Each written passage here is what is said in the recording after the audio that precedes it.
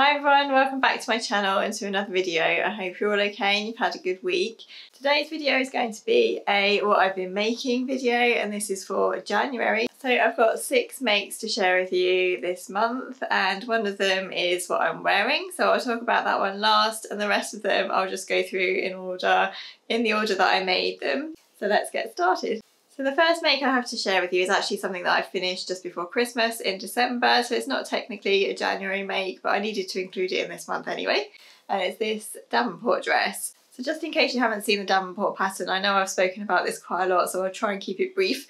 This is the Davenport Dress by Friday Pattern Company. It's a really lovely boho style drawstring waist dress with frilly sleeves, and some frills to the shoulder and a frill to the bottom of the skirt as well, and I absolutely love this pattern. I've made one version of this already, and the version I'm going to show you today is actually a midi length version, and I made a couple of changes to it which I'll just talk you through now. So for this version I kept everything pretty much the same, except for that I removed the shoulder frills on this one, just because I felt as though the dress was enough as it was in a way, because obviously there's quite a lot of fabric there with it being a midi length dress, and it has long sleeves and everything as well, so I just thought that removing the frill at the shoulder it just made it a little bit more understated really. And I also find that I know that some people find that the frills at the shoulder square off your shoulders a little bit more.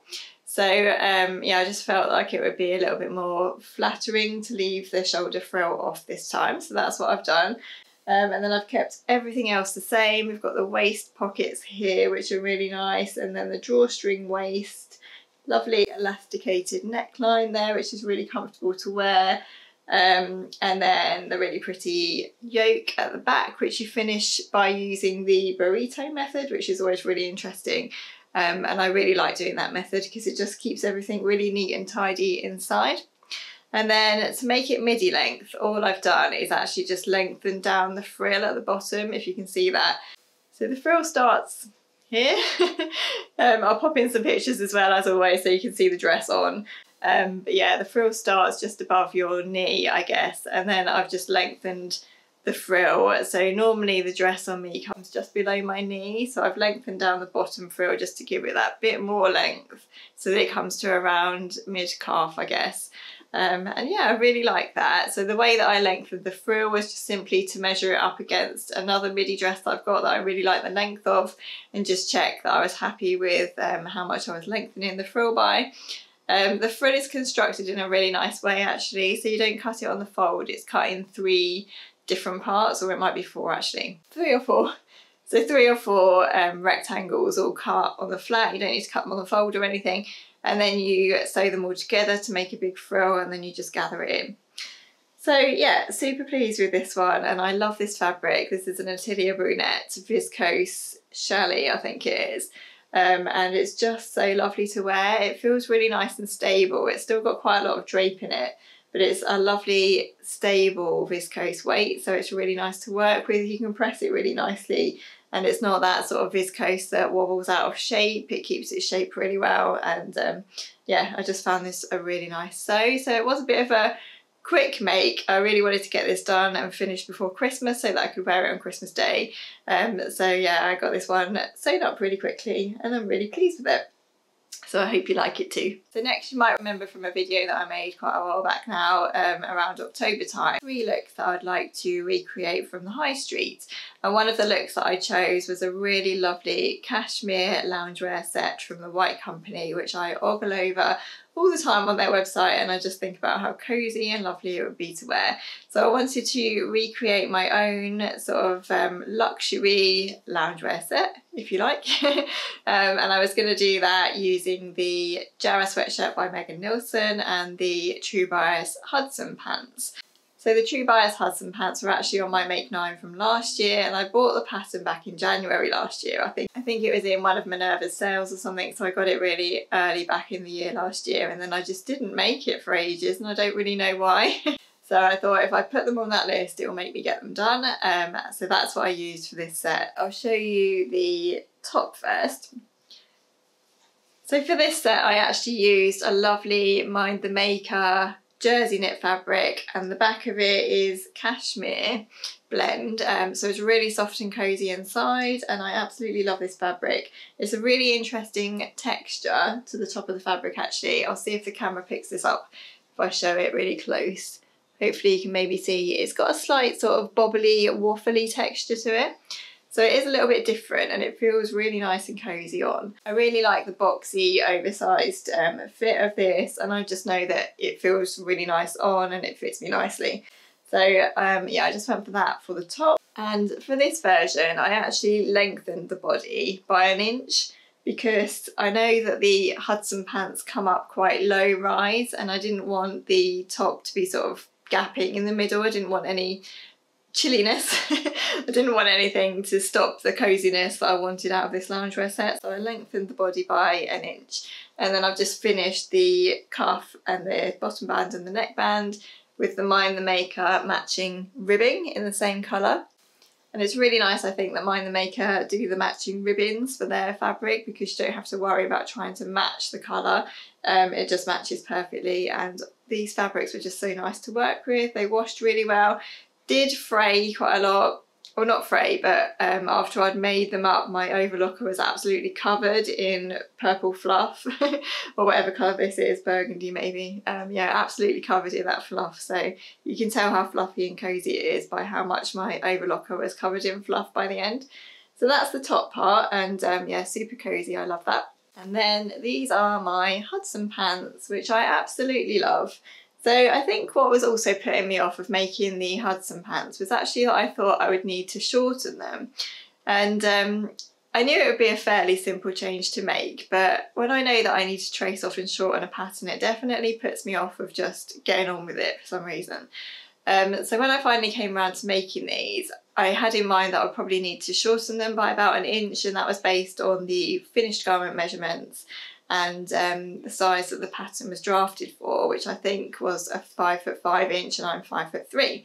So I was thinking I'm definitely going to have to shorten them. So I had in mind that I was going to shorten them 1 inch.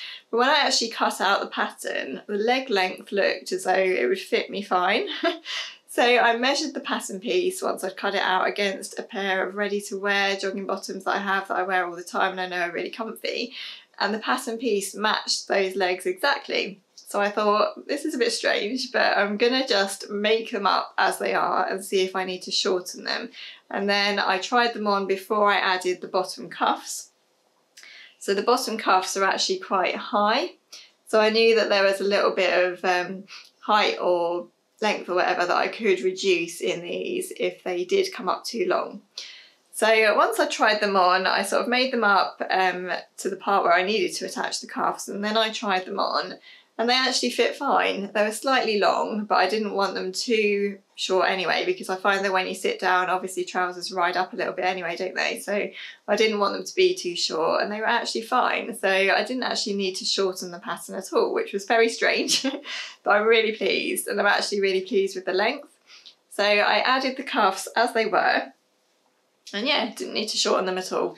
But I guess that's where sort of pattern sizing varies, doesn't it? So I'm 5'3", but my leg length might be longer than another person who's 5'3", who might have a longer sort of torso and shorter legs. So it's always worth checking these things before you actually go straight in and try to alter a pattern. I did check the inside leg measurement as well, and I did still think I'd need to shorten them, but as it goes, I didn't. So there we go, that was my first experience of the Hudson pants, and I'm so pleased with these, and I just don't know what took me so long really. I've got another lot of fabric all ready to go to make another pair of these because I love them so much. I really like the narrow tapered leg style of these. The rise is quite low, but I don't really mind that. I think on me the rise is actually fine, I don't find it too low. There is a hack on the True Bias website where you can raise the rise a little bit, so if you want it a bit higher rise you can do that. But yeah, on me it's fine, and I love the pocket detail here. You get a little bit of binding just to finish off your pocket really nicely. And I wasn't quite sure what ties to use for this because I didn't really have anything to match this colour, and I found this bit of crochet ribbon trim in my ribbon stash and decided to use that, and I actually really like the way that that looks.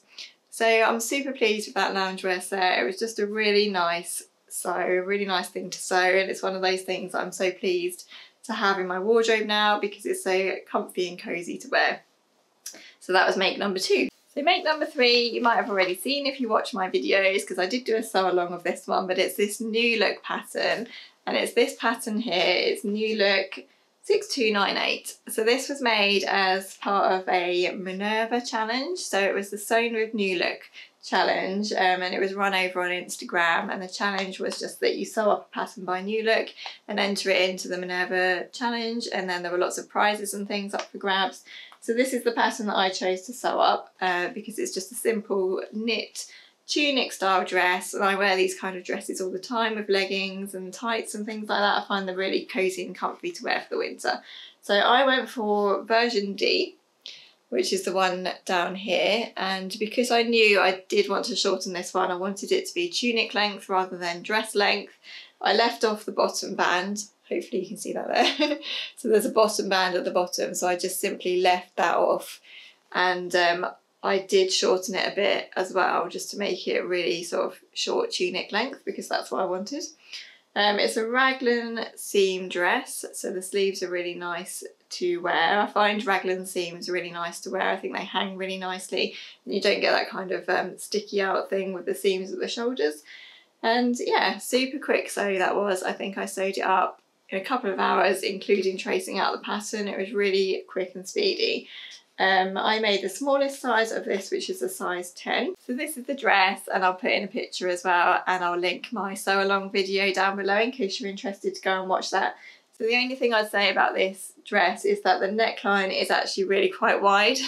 And I think next time if I do make this again, I'll maybe try and bring it in a little bit. I'm not quite sure how I would do that with the Raglan sleeves. But it's okay, but I think I would prefer it a little bit less wide. I made it from this really lovely French terry fabric, which I just got from Minerva. It's so pretty and so soft, and it's really quite cosy. It's not super thick, so it's just got the sort of French terry knit inside, and it's not fleece backed or anything, but it is quite smooth and soft and brushed on the top, so it'll be quite nice for sort of transition from winter into spring, I think. So yeah, not much more to say about that one.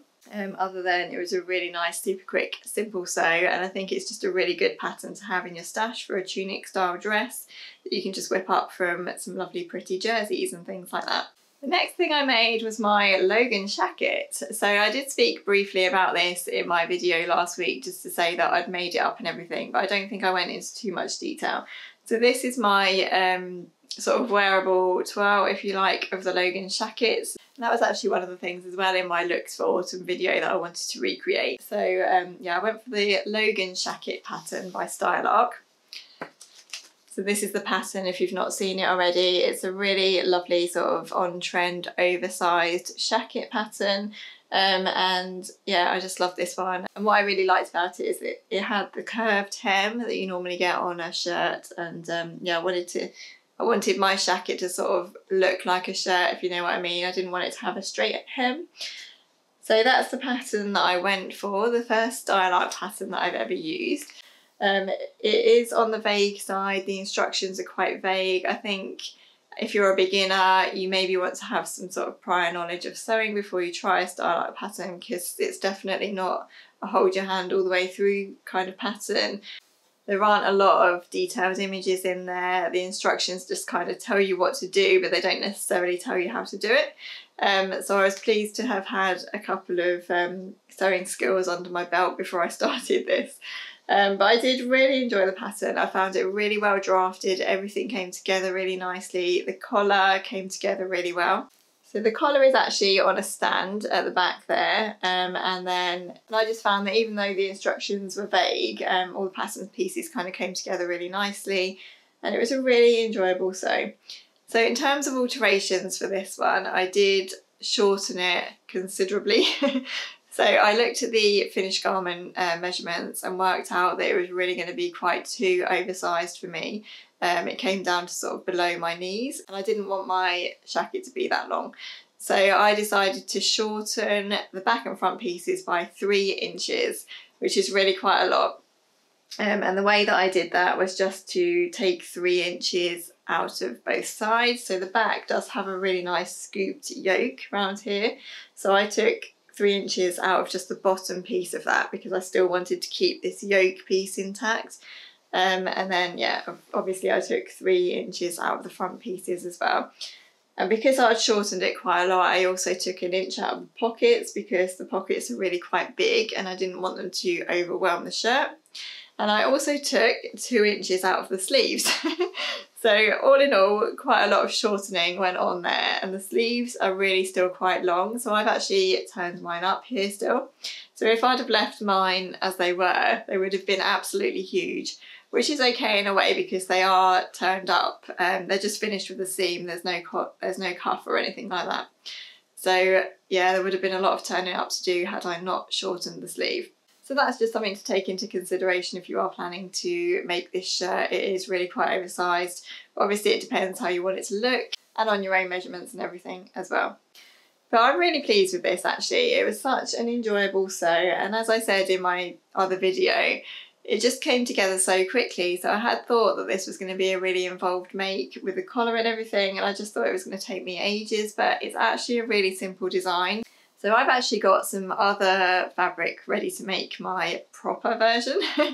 And that's a nice checked again wool tweed fabric that I got from Minerva. So I'm really looking forward to making my second version of this. And I think next time the only change I'll make is maybe just to take some of the width out of these pockets because they do take up quite a lot on the shirt. But I'm not sure about that yet. I'll see. That's my Logan Jacket, yeah, and I'm really pleased with that too. So the last thing I made in January was the new pattern by Tilly and the Buttons, which is the Pearl Wrap Cardigan.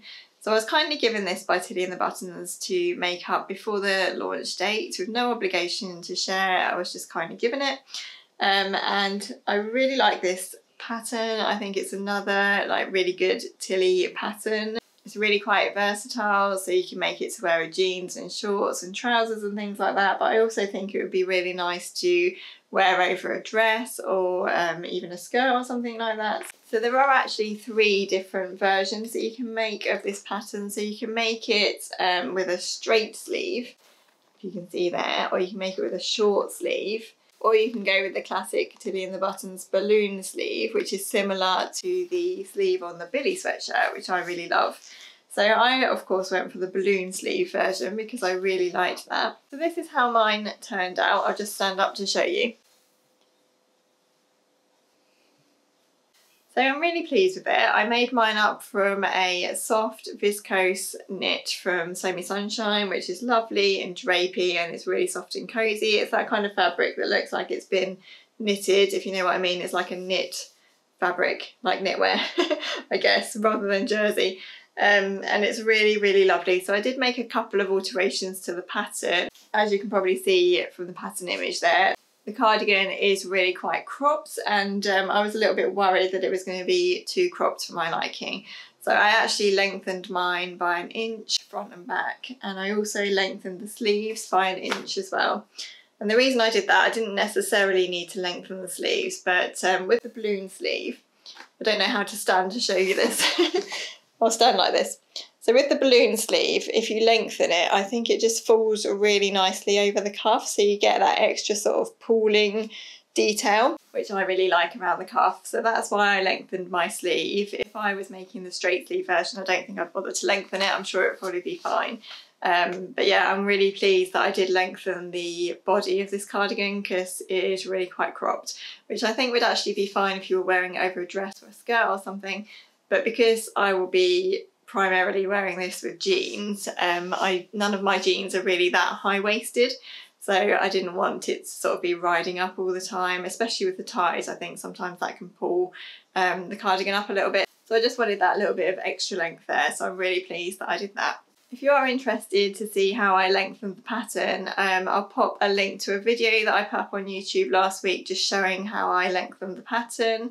It's a really quick and simple change to make because all of the lengthen and shorten lines and everything are included in the pattern, but I'll link that video down below in case you are interested. So yeah, overall I really like this pattern. It was really nice to sew up, another really quick speedy one. It was just a really lovely enjoyable sew, and I can't recommend this fabric enough. It really is super soft, and I've recently discovered that Sew Me Sunshine have actually got this in a mustard colourway. So I'm really tempted to go and buy that. I think it would make a really nice Jarrah sweatshirt again, or a pair of Hudson Pants even. Obviously I have Hudson Pants on the brain now that I've made my first pair. So that's everything I made in January, apart from my sneaky one that snuck in from December there. Thanks so much for watching, everyone. I hope I've included everything about the patterns that I made up in this video, but if you have any questions about any of the makes that I've shared today, then please do leave me a comment below. Everything I've talked about will be linked in the description as always. Please don't forget to subscribe to my channel if you haven't already, and if you have enjoyed the video, I'd love it if you gave it a like. Have a lovely day, everyone, and I'll look forward to seeing you in my next video. Bye!